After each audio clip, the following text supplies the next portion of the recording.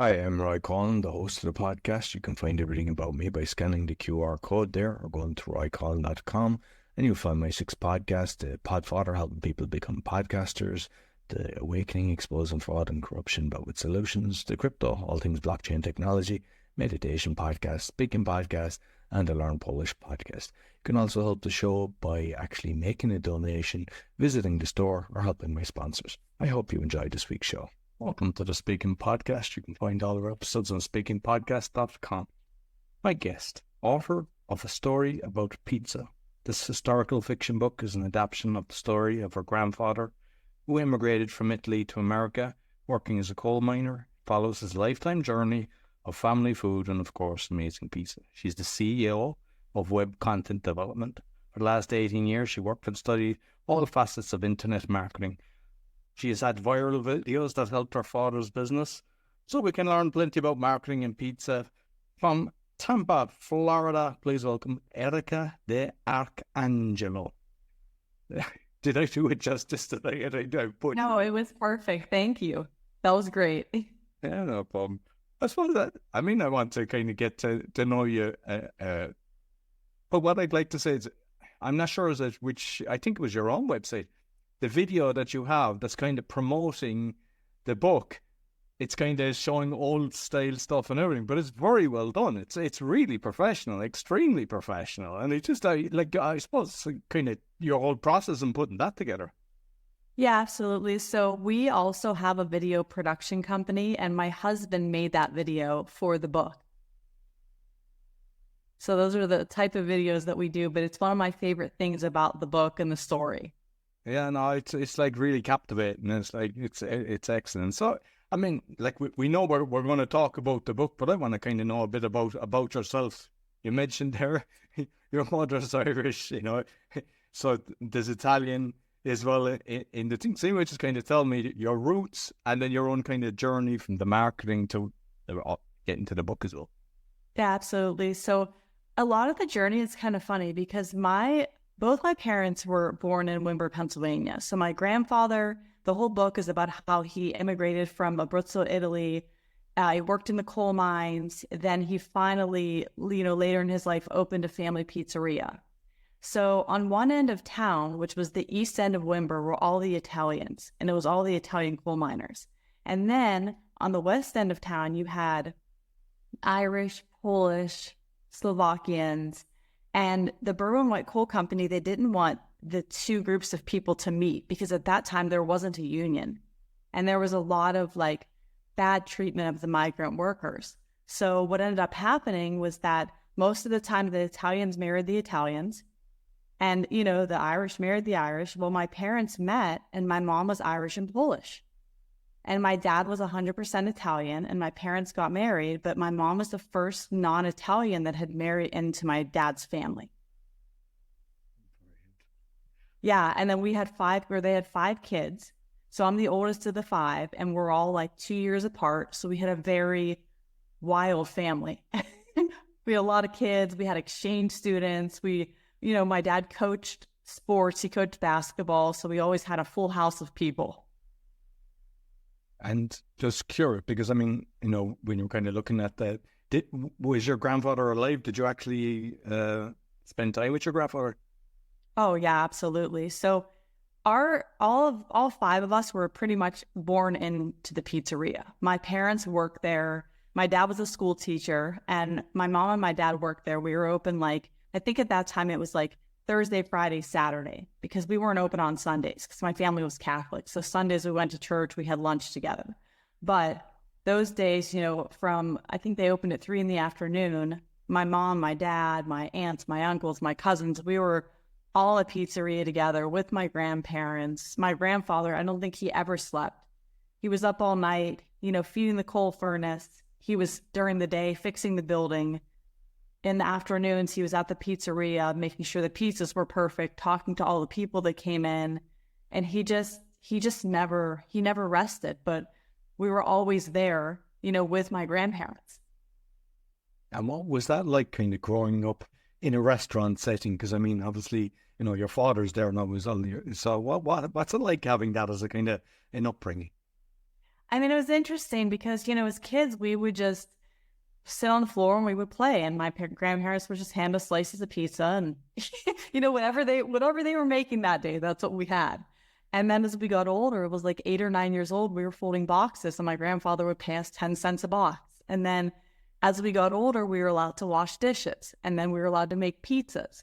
And then as teenagers, I remember I ran the ovens and my sister ran the cash register and we all worked there. And that was like, it was just a family affair. And then on Sundays, we all went to church. My grandmother made chicken cutlets, meatballs, spaghetti, you name it. We all ate. We all sat around the house on Sundays. And it was just a very, honestly, nice way to grow up. So your third generation, your dad is still kind of running it, is he? Or is he? So who's actually now? Is there any of the kids, his kids, and have any of your children, do they spend time in the place and have they any aspirations of actually getting into the business? Yeah. So my dad, he was a teacher and he became a high school superintendent. And then he retired. And then after he retired, he works there every day now. Like every day that they're open, he's there. Now he's in Italy right now, but he's goes and he works and talks to people who come in and he runs the place. So it's still family owned and operated. In the summers, my daughter will go and work there. My mom actually started a jam company. And so my daughter she runs the jam company with my mom in the summer. So they pick the fruit, they make the jam, and they sell the jam at the pizza place. And I'm just curious about the decor then, because obviously your grandfather in the 60s, it would have looked a certain way. Have they kept the style or have they kind of upgraded and modernized the restaurant? So my grandfather bought the building from Berwin-White Coal Company because at the time they owned almost every building in Windber, PA. And my dad restored the building and the building is so beautiful. It has this like very nice ceiling.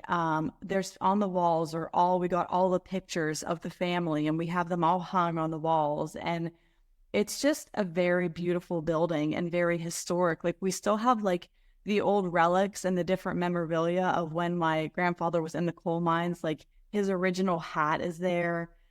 We have a bunch of signs that were made. We still have the original Pepsi sign that my grandfather had made in, I think, the 70s. And it's lit up again and it's in the front of the building. So we've definitely kept everything the same, but just, I guess, newer. Nice. So he was mining, and I mean, especially in them days, that was actually very difficult and very dangerous. So, like, can you remember our conversations from it? And is it, you've gone deep into that in the book about the mining? Yeah, I mean, my dad told me a lot of it. My grandfather was really quiet. He was very soft-spoken, but he knew everyone. So, he had so many friends. But when my dad had heart surgery and I had gone home, this was probably about, I want to say 5 or 6 years ago. And at the time, my dad was just recovering from surgery. And I said, hey, let's go into the pizza shop. You just recovered from surgery, you need something to do. I said, I'll come in with you. I'll do your marketing. My dad said, I don't believe in marketing. It was funny. I had owned a marketing company, I think for 10 years at the time. I said, okay, well, I'll help you for free. Well, let's just go. So we drive in and he'd tell me all the stories on the way there. And then he would be, helping the kitchen, talking to all the people. And I would just film content. I would go through the pictures. I would film the kitchen. I would, and I just being there and hearing the stories, I became very inspired. Like, I should put this in a book. This is a really good story. My grandfather came from nothing. He came over with his family. They had nothing. He worked in the coal mines for his whole entire life. The mines closed. He needed a way to support his family, and his dream was to open this pizzeria, and he really did it with pretty much no resources. Yeah, and like when you look at immigration now, because even like sometimes I'm kind of classed as an expat, and then people are immigrant. It's changed a lot, but when you look, like I hear from most of the people in America that they've all come from Germany, from Ireland, from Italy and everything. And then it's got to the stage where it's kind of scary. But at the end of the day, I think it's still kind of like we all hear about the American dream and stuff like that, where you can just come in and you can become, and we hear it all the time. But how have you seen it change? And is it scary now for you when you see so many people coming in? Because it's kind of, it went from normal kind of to, I don't know, the 30 million or something that's reportedly after coming in the last year. Yeah, I mean, it's such a different way of life now. Like, people came from everywhere to America for a better life. And I think nowadays it's like people want to move to Italy. I feel like from America to get a different life, because the way that America was then versus now was so different. So your book, because I was looking at the reviews and they're all 4 and 5. There's no negative comments, which is fantastic. They're all right, beautiful thing.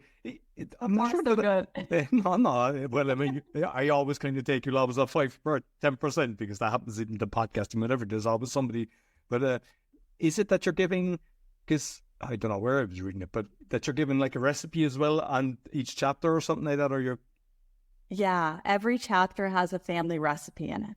And it's based on what was happening during that chapter and what was being made during that chapter. And these are recipes that I learned from my father and even from my grandparents growing up. So I'm just curious because you've got all these fast food chains and, they're just cutting the costs and everything. With like your restaurant, I mean, like people, suffering for IBS and things like that, a lot of the times it's the wheat and everything, or they're just using the ingredients because of the Italian background and the passion, and it stayed in the family.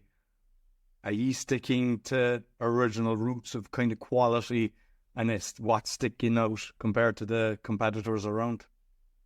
So yeah, so all the recipes at the pizza shop are local. They're from Abruzzo. My dad, created them. My grandfather created them.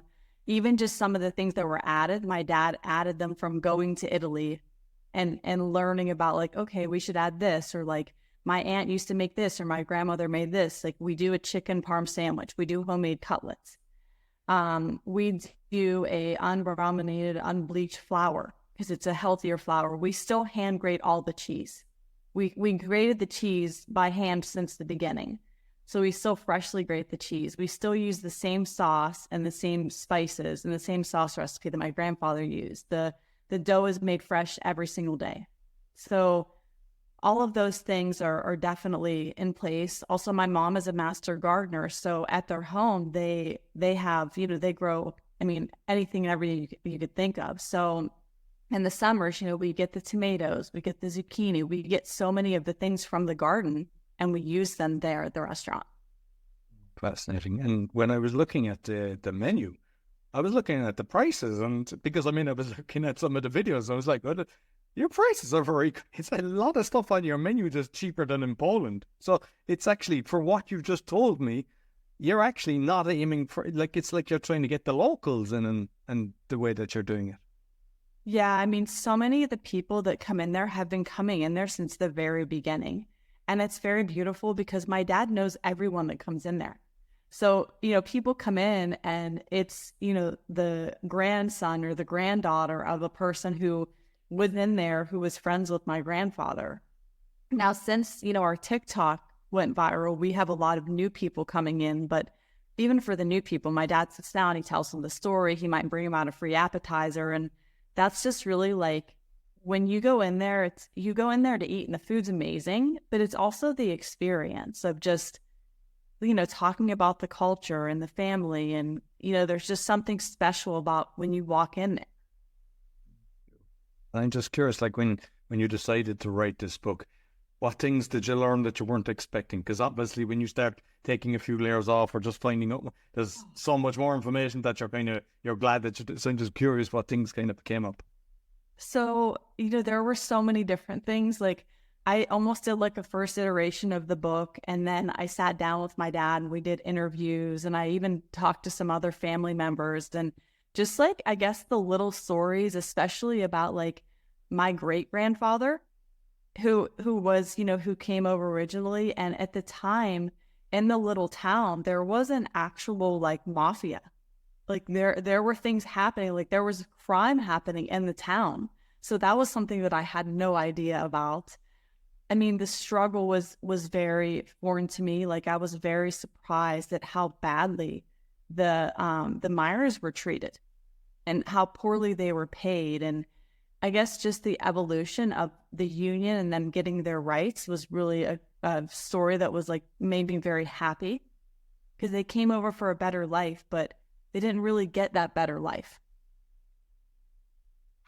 Yeah, because, I mean, I was listening to David Icke on one of his shows just the other day, and he was on about his father, and it was a case of when he tried to put a union together, they just fired him straight away. So, like, that's how bad things were. Like, basically, if you said, hey, this isn't right, they knew that there was 1,000 people outside the door waiting to get a job. And, you know, when people say, oh, we're in this together, he said they put their heads down. So that's, you kind of learn that people will talk but won't act on it as well. And I think that's kind of similar today with a lot of things going on as well. But yeah, I mean, it was a lot more difficult. Like sometimes we kind of look and we think it's gotten really bad. But then when you hear things like that, or you hear people get an orange for Christmas and they were delighted, and you're going, an orange, you know, we take so much for granted. And we're not talking that long, like, you know, 100 years ago, like, you know, that's how bad it really was. We in like the waste now. Like I remember my father always being like, my grandfather kept everything. And we were always like not sure why he kept everything. And he kept everything because he had nothing. Like he literally had nothing. So everything that he had, he valued it so much. So I remember when he passed away, he had kept, I mean, everything. So we really had to like go through. Now, the good part about that is we found so many beautiful memories and pictures and different things from his life that we were able to clean up and we can now display in the restaurant. About my grandmother, about 9 years ago, she actually passed. And it was like, same thing, you know, she went through the war, worked in the war in the UK and everything. And it's like all the stuff she kept. And it was like they were used to the bad things, so they didn't waste anything. Yeah. You know, even collecting all the plastic bags, even though at the time they were free, you know, they charge you for no. But it was like nothing got dumped. It's true. I mean, even food. I remember the only thing my grandfather ever got upset about was anyone wasting food. It was because they didn't have food. But we had, growing up in a restaurant and my grandparents being Italian, we were just like fed always. Like there was always food. And my grandparents would invite, you know, friends and different family members. Like I remember Christmas Eve, we'd have sometimes 80 people at Christmas Eve because they wanted to make sure that everybody ate. And so your marketing agency then, I mean, like it kind of ties in because I was looking, I mean, you did get some viral, like your TikTok is, I don't know, what was it, over 314.6 followers and 3.2 million likes, which like that doesn't equate to views. Views could probably put another 2 zeros onto that. Like, so it was basically, there was no way you were expecting it to blow up like that, I presume, was it? You, because I saw some of the ones and it's like, but I was looking at the comments and it was like people, you could tell they were drooling just looking at them cutting the pizza, because it's kind of unique, you know, cutting the squares and just how thick they are compared to usual what you see. Yeah, absolutely. I mean, I started, you know, filming the content, cutting the pizzas, and I woke up one morning and I had 1 million views on one of my videos, and then continued to post videos, and I think our highest video has 64 million views on TikTok right now. So that TikTok does not stop. We still have people are still watching, you know, a lot of those videos, and it's been really nice because it's really brought like a lot of new people into the shop. And my dad will call, like he usually calls me on the way back in the evening, and he'll say, oh, this person saw it on TikTok and they came in and they live here, and he remembers, like he knows like the different people that he talks to each night. So it's really cool to see that happen and to see like new people being able to come in and like eat at the shop and just know the history just from the TikTok. And I'm just curious, at its peak when it was like exploding, was there queues outside the door at that stage? Yeah, we've definitely had, I mean, there's still a lot of nights where, you know, my dad will call and he'll be like, we're slammed. There's a line outside the door. no tables. They ended up opening outside dining in the summer so that they had some more tables to seat people. But it was really cool because, I mean, the shop it's survived it's been now 65 years. And it has survived, but I think over the last like 5 years, I mean, the first year we started the marketing, we doubled, our customer base doubled. And then ever since then, every year it's doubled. So that's been really nice to see because I know it makes my dad proud because it wouldn't be what my grandfather wanted. And I think, it's based in Florida, yeah? Pizzeria, it's in Windber, Pennsylvania. Pennsylvania, okay.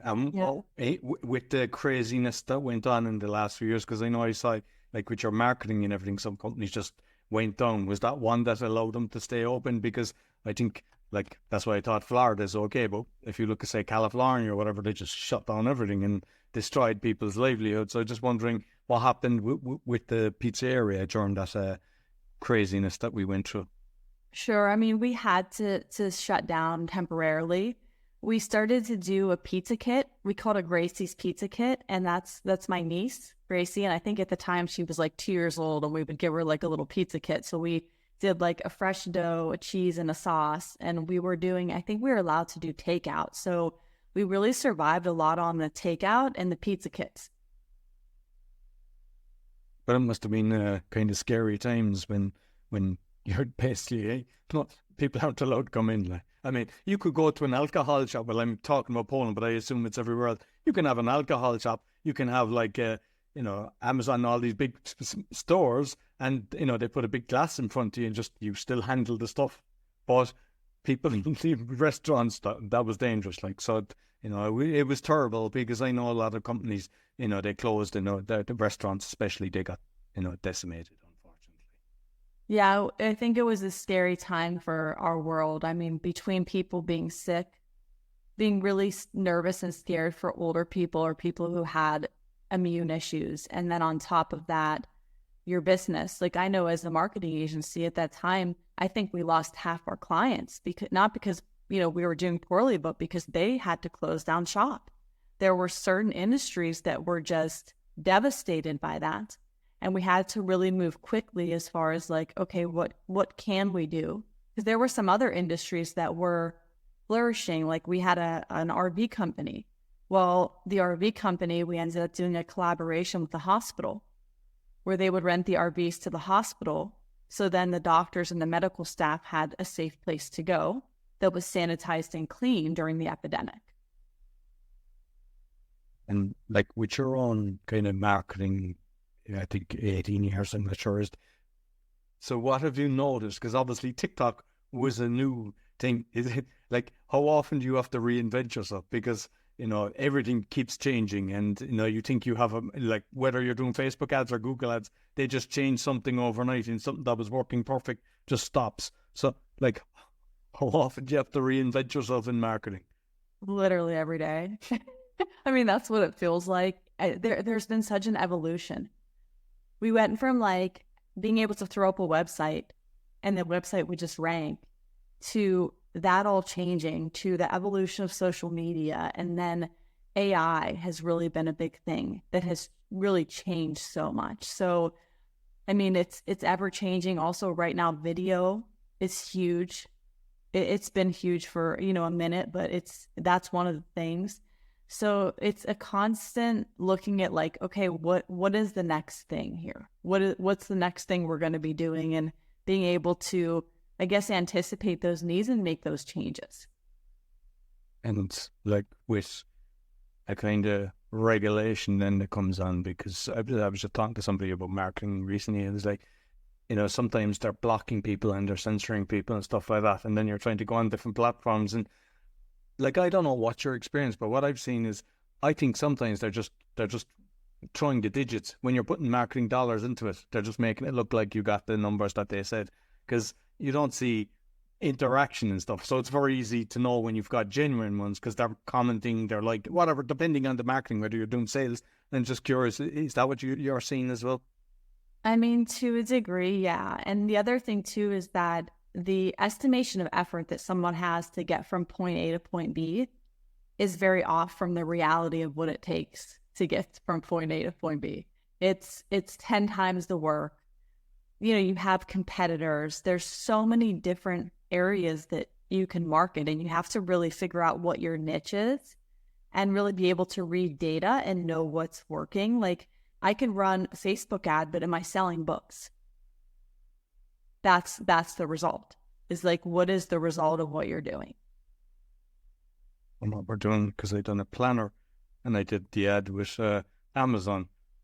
All it did is to cost me money. You think that they know what they're doing to get the ad in front of people. So sometimes it doesn't work out. So I know that when you started this, you were a single mother, and which is inspirational that you were able to do that. And I just like to know your journey, like, because it's difficult to start a business, but also when you've got a child and that you're on your own. And so how did you navigate? Because there's a lot of people that are in the kind of, they're thinking of starting something, and maybe they're single parent as well. I mean, I'm single parent. I got equal custody, so I know what it's like. I kind of, but how I actually do it is I block up my calendar. So when I'm with my son, so the days that I don't have my son, that's when I do most of my podcasts and stuff like that. But when you started that, just how you navigated it. Absolutely. So, I mean, in the very beginning, it was definitely scary. I had a toddler. I was trying to figure it all out. And I had a couple of different people that I had done work for that hired me on a freelance basis to do, just some basic marketing, some reputation management, some writing. And from there, that expanded, and I took on some more clients, and then I brought someone on. And then eventually I thought, okay, I think I'm going to officially open a business here. And then over the years, that business grew and grew, and there's definitely been a lot of things that have been really difficult, a lot of barriers, but it's one of those things where you have to stay positive and you have to keep going, and you have to know that, like, anything worthwhile, you're going to experience those things. But my most important, responsibility has always been my daughter. It'll always be my daughter. So I needed to be able to create my life to where I could be there for her. I could, show up, and I would be, if she had to play at school, if she had something that she needed me there for, I was like, my daughter's my priority here. So it just ended up working out for the best, but it wasn't without a lot of hard work, a lot of years of hard work. But I think, because sometimes you hear a lot of people saying, "Oh, I can't do it, I can't." But you just make it work, and you just kind of go, like, for me, my son's priority, and I make sure that everything I'm doing, and it's not that like, I've got 6 shows and I've got other businesses, and you still get it done. You just don't be fluffing around the place. And that's kind of one of the things that sometimes people, they do the wrong things, or they think they're busy and they're just doing the wrong things. With all the social media, because I think it used to be called Hootsuite, where it posts all the different ones. Like, I used to use some of them, but I just found that it was doing more damage than good, so I stopped using them. And they kind of, each one, just one, because there's probably 50 other, there seems to be about 50 different things for every platform. Is there any good ones, or what's your thoughts on actually using a system that's blasting it out to the 5 or 10 different social media platforms? I mean, I like Social Pilot, but what I really like the most is that you can storyboard and you can kind of see and look at what you're, sending out. I'll be honest with you, for the restaurant and also for my book stuff, I just do them organically. Like, I have the book TikTok, and I read out loud a page of the book every day, and then I post it. So, like, it's just stuff like that. But I usually just do that because I'm like, okay, what can I creatively do today? Or I'll go to a pizzeria and I'll film a reel, because I like to talk about other pizza stories, because there's so many people all over the world that have started pizzerias that are just, like, very authentic and family owned, and just very beautiful stories of their struggle, but also how they've overcome this and have these successful businesses. Everybody aspires to have a video that goes viral. I mean, you've got millions. I think you said 64 million. What tips? Not just pizza, because I mean, everyone's got their own kind of different business, but they're all hoping, and they do a video and sometimes it gets 3 views or it gets 0 views, and it just is disheartening. Like, I remember I had one girl, I forget the name of the kind one, I think it was, and it got millions, and she could never replicate it. She tried the But just with your experience, I mean, you've done it not just once, you've done it a few times. Any kind of tips on what you have found that you have to include to make it have any chance of going viral? Well, first of all, you have to make a lot of content. If you notice the people who are really successful, who have a lot of viral content, they have a ton of content and they consistently produce content. And it's not just on one platform. I've been looking at Medium authors. These people have hundreds of articles. TikTok, I mean, there's people that have thousands. I mean, YouTube videos, there's thousands. So that's the first thing. The second thing is read your data and your analytics. And if you see, one of the things for us, we did a bunch of videos of the place and the different things we make. And we started doing the cutting videos. Well, the cutting videos were outperforming by 100 times. So that was the winner. So based on what people like, you have to if you can make a whole series of what people like, then that's what you want to do. But look at your data, look at your analytics, what's your best performer? And then how can you replicate that best performing video and just make a lot of those? With TikTok, because obviously that's one that's been extremely successful for you. What I start doing, because I mean I create a lot of shorts for interviews and things like that, and then I was starting off, I was putting up 3, and then I do another 3 later or whatever, and I find sometimes if it wasn't the same day, the second 3 wouldn't get in. So I was like, is 3 the amount? And then you'd hear some people saying 3, and then one day I was just this thing, so I just said I'd try 5. No, I've realized if I've got 20 shorts, I put them all up at once, and they all get around the same. But if I put something up before the next day, it gets 3 or 5, so it doesn't work.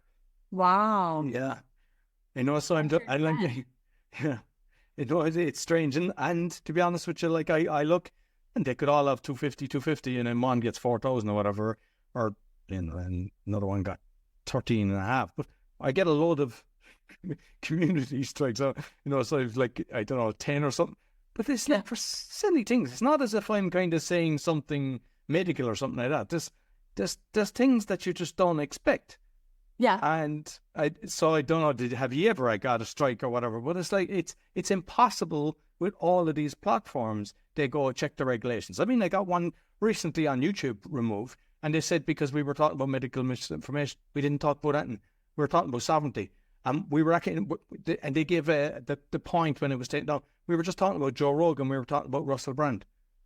And you cannot write to him and say exactly, hey, we know. No, it does it automatically, and it says, we've reviewed it when you make an appeal, and it goes out. So, I mean, not just with you, maybe you've experienced some of that, but so obviously some of your clients would have, there's no way to navigate that, really. It's just kind of living in hope, I suppose, yeah?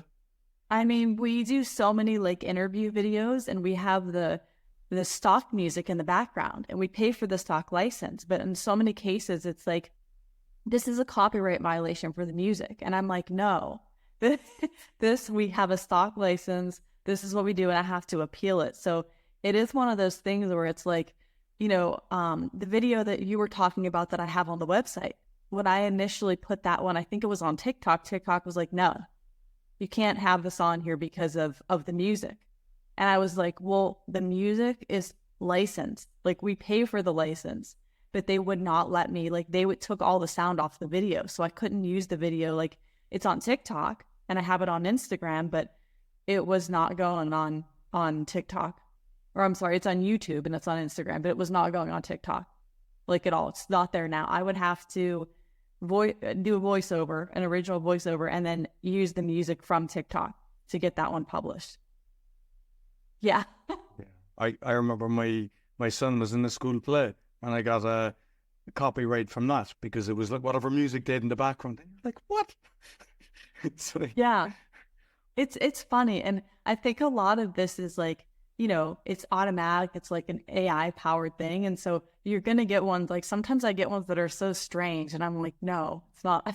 Usually when I appeal them, it's okay. Except for the one TikTok video, it was just, there was no way around that one.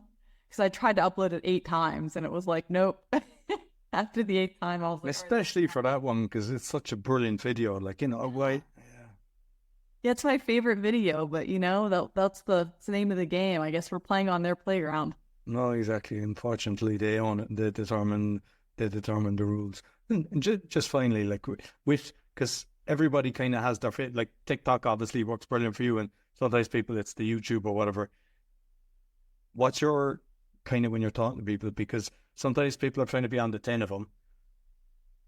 Yeah. Like I see which ones work for me, and I still post on say X or something because it's so easy with some of the things. You just press a button and it's there, and I do it just for the sake. But you don't know because a load of the times I don't get nothing. But with the crypto one, sometimes the guest or whatever just kind of tweets it or likes it or whatever, and then all of a sudden it gets massive traction because so like.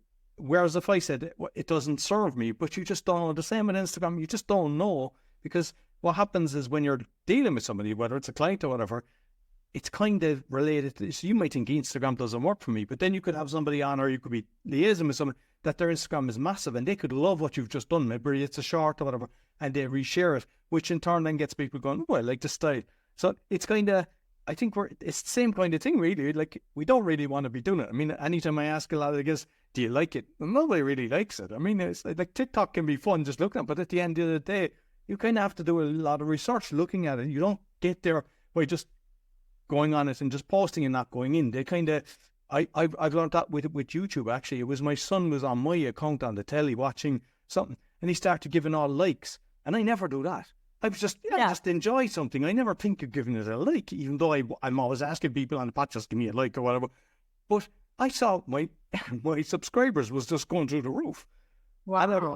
And I realized it's because you were engaged. So now I'm making it a habit when I'm watching something. Obviously, if I enjoy, I don't give it thumbs up. I don't want to do the negativity. It's like, if I like it, I give it thumbs up. But it's like, I don't think a lot of people are kind of aware of how their algorithms work as well with that.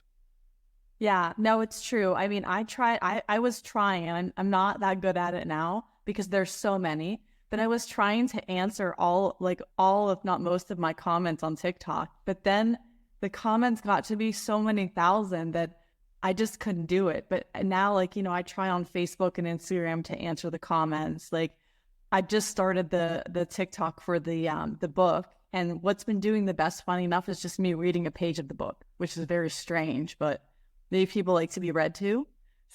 So, but that's so I try to answer those, or on Facebook, I have the video that you talked about, and I get a ton of comments on that video, and I try to answer all those because people are telling me they're from Abruzzo, or their family is, or their family opened a pizzeria. So I really love to engage with those people and talk to them about that, even though every so often I get someone I think you always get complainers there's always a percentage of complainers you mispronounce this, or I don't like the rolling pin, or just funny, I'm okay. I had one recently, I think it was on Facebook, and it was they gave such a nasty comment on, it was about raw milk, and they said, I've reported you and all this, and I just replied, thanks Karen, and they said, I've reported that comment as well. Yeah, no, but I've learned you don't engage with the negative. I usually hide them or remove them, whatever. But what you mentioned with the thing, people don't realize that when they're trying to build all these platforms, you can outsource that, but they will never know when somebody writes something that's meaningful or whatever. They could say they're from the area and they're trying to engage, because then they get to know it, and then they could become a customer or whatever it is, or they'll just go in and they'll watch a lot of videos. But it's a lot of sweat equity when you want. I mean, I go into all my Facebook groups and stuff like that, and I'm checking the comments, and I'm, if somebody gives a nice comment, I give a thumbs up or a heart or whatever. And but I don't think people realized it's not just content creation. It's actually, there's probably 5 times more time in engaging properly to actually make it grow. But it does work. It pays off when you actually genuinely do engage with your followers.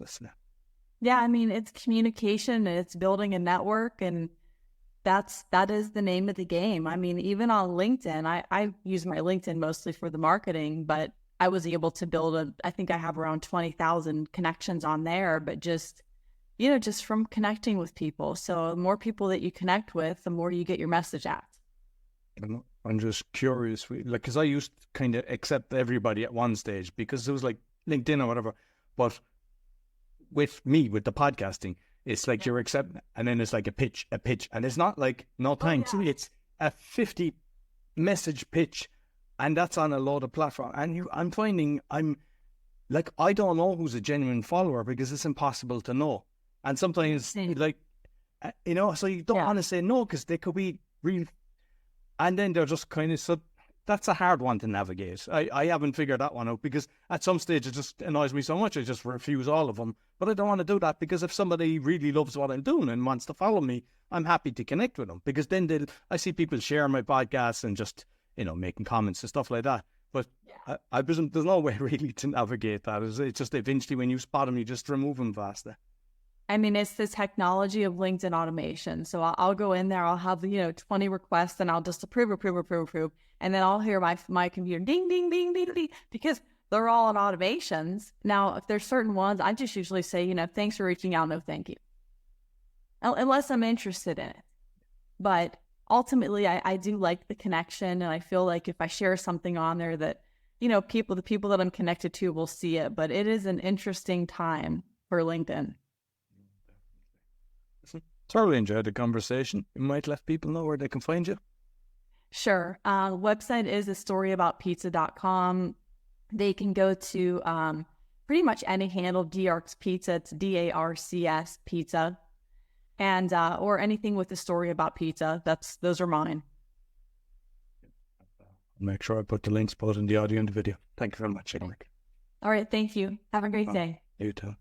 That's all for the Speaking Podcast. You'll find other episodes on speakingpodcast.com. Give us a thumbs up, 5-star rating, share with your friends, and comment. Let us know what's your favourite pizza. Until next week, take care. So I hope you enjoyed this week's episode. As mentioned at the start, you can find my 6 podcasts on roycullen.com or scan the QR code if you're looking to start a podcast or do a podcasting tour, help with that. Also, if you're looking for a virtual assistant, we also have that service. And you can help the show by visiting the store, supporting our sponsors, or making a donation. Until next week, take care.